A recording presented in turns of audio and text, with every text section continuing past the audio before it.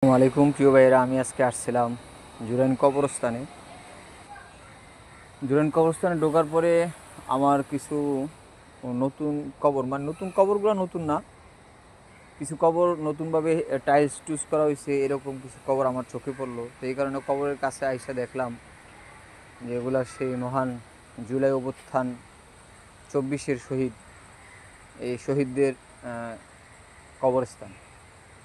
জুরাইন কবরস্থানে প্রায় অনেকগুলা কবর আমি দেখতেছি, আসলে জানি না কতগুলো কবর এরকম অথবা কতগুলো শহীদদের কবর এই জুরাইন কবরস্থানে আছে, এই ধারণাটা আমার সঠিক জানা নাই। তো আপনারা দেখেন, এখানে হইলো মহান জুলাই অভ্যুত্থান 24-এর শহীদের নাম হাসিব আহসান, পিতার নাম আহসান হাবিব, মাতার নাম খালেদা আহসান।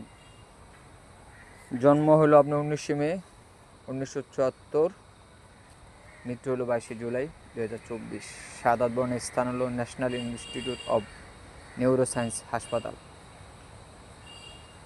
তো প্রিয় ভাইরা, আমি আপনাদেরকে এই জুরাইন কবরস্থানে আরও কিছু শহীদদের কবরস্থান দেখাবো।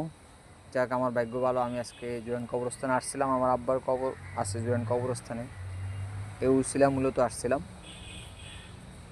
তো আমি আপনাদেরকে শহীদদের হয়তো সবগুলা কবর একসাথে দেখানো সম্ভব হবে না, কারণ ভিডিওটা অনেক লং হয়ে যাবে, বড় হয়ে যাবে। এই কারণে আমি আপনাদেরকে আরও কয়েকটা কবর দেখানোর চেষ্টা করব।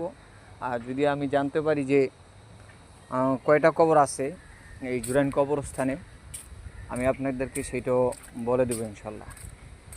দেখুন, ওই যে ওখানে কিছু কবর দেখা যাইতেছে, শহীদদের কবর। আমি আস্তে আস্তে যাবো। এই যে দেখেন, এই একটা কবরস্থান, মহান জুলাই অভ্যুত্থান শহীদের নাম মোহাম্মদ বিজয়, পিতার নাম মোহাম্মদ দুলাল হোসেন। দেখেন, এটা শাহাদাত বরণের স্থান ঢাকা মেডিকেল কলেজ হাসপাতাল। আমি আপনাদেরকে আরও কয়েকটা শহীদদের কবরস্থান দেখানোর চেষ্টা করব। এটাও শহীদের একটা কবর, জুলাই শহীদের কবর, কিন্তু এই কবরস্থানে কবরটা এখনও লাগানো হয় না, আপনার নেম প্লেট এখনও লাগানো হয় না, নাকি এই পাশে লাগানো হয়েছে সম্ভব? এই পাশে লাগানো হয়েছে। এই যে মহান জুলাই অভ্যুত্থানের শহীদদের নাম হলো আপনার শহীদ সাব্বির হাওলাদার, শাহাদাত বরণের স্থান হলো ঢাকা মেডিকেল কলেজ হাসপাতাল। প্রায় 2000 লোক শহীদ হয়েছে জুলাই অভ্যুত্থানে। ফেসিস্ট হাসিনা যে আন্দোলনে পালিয়ে গেছে, এই আন্দোলনটা একেবারে সহজ ছিল না। প্রায় 2000 লোকের